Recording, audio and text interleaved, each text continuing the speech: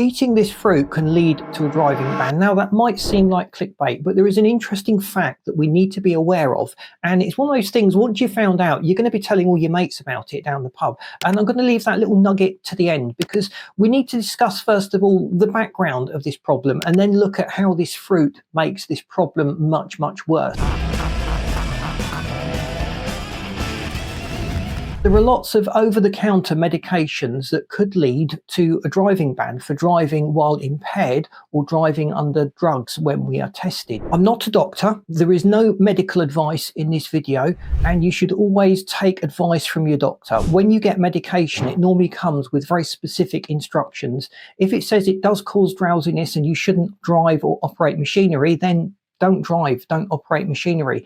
Going against an instruction from the medical professional or from the drug itself can lead us to be driving in a situation where we shouldn't be, and that can lead to a ban. And basically, if we're impaired in any way driving, we could land ourselves in quite a lot of trouble. Now, it's fair to say that these things fall in different categories. So the first category really is those medications that make us drowsy. And for lots of people, that could just be antihistamines. A lot of antihistamines are taken in the summer when people have hay fever and other associated problems. But antihistamines sometimes cause drowsiness. It affects us all differently. Sometimes we might take them at night and they help through the night and also carry on into the next day, and the drowsiness has worn off. If we feel drowsy, and the key here is our driving ability impaired, and we're probably not the best judge of that, we shouldn't be driving. You've got to ask yourself the question, if I ran over a child and I had on my conscience the fact that that may not have happened had I not been taking that medication and driving, you've got to live with that for the rest of your life. Is it really worth taking that risk? So antihistamines in general can cause drowsiness, they can cause blurred vision, and they can slow up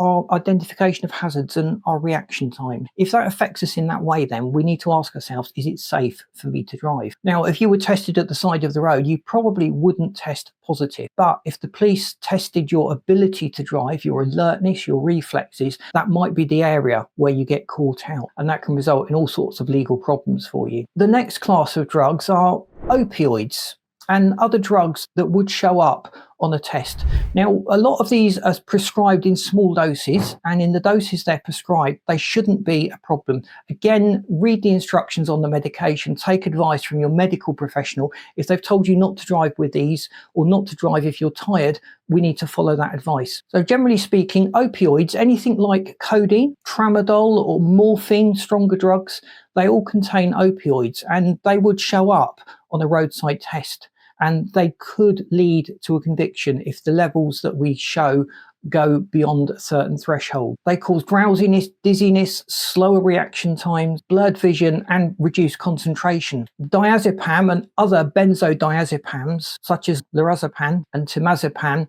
basically most of the drugs that end in PAM would come under this category. They're used for anxiety, epilepsy, insomnia, muscle spasms, and they can cause sedation, they can cause tiredness, they can slow up our reaction, and they can impair our alertness and judgment. So it may be a situation where one person can take low doses of these and be fine, and another person will be experiencing quite severe bouts of these symptoms that would impair their ability to drive. So the takeaway again is, if they impair our ability to drive, we shouldn't drive. If the medical professional or the medication itself says we shouldn't drive, then we mustn't drive. We'll be invalidating our insurance and we'll be liable to a conviction as well. We also need to be careful about antidepressants. Now, they come in many different types and varieties. Some of these may affect our ability to drive, others may not. And we're also thinking about relaxants, sleep aids and sedatives. And these again have similar impairments to some of the other medications, but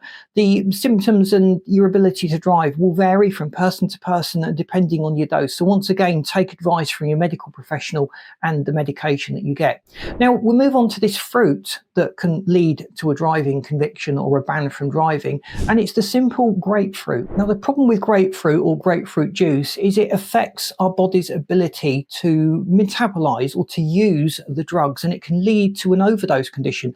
I actually lost a friend many years ago due to the fact that he was drinking grapefruit juice morning and evening, and it interfered with his medication, and it effectively led to an overdose. He wasn't overdosing, but he was taking this medication, and the grapefruit was blocking an enzyme that the liver uses called CYP3A4, and it meant that the bloodstream had a full strong dose of this medication, and each time he was taking it, it was just building up in his system. So this can affect heart rate control, heart rhythm control drugs, blood pressure medications, cholesterol lowering medications like statins, and sedatives and opioid based medications.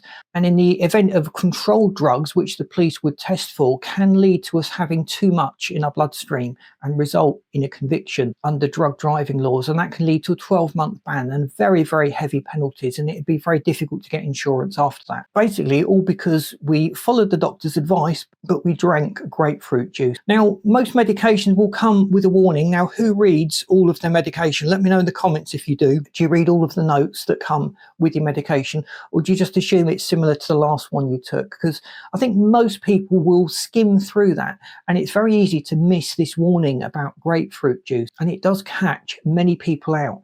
Each year we see people getting banned or having problems from overdose type reactions. Let me know if this was something that you were aware of. Have you ever stopped driving because you just felt impaired, or has someone told you you're impaired and you shouldn't be driving, and did you listen to them? I hope you found this video useful, and hopefully it's given you something to chat up the pub in the evening with your mate. If you've enjoyed the video, please boot the like button. If you've not subscribed to the channel, please do so, because that helps us to get out there. And I've lined up this video and this playlist that you should find really interesting. Thanks for watching. See you in these next videos.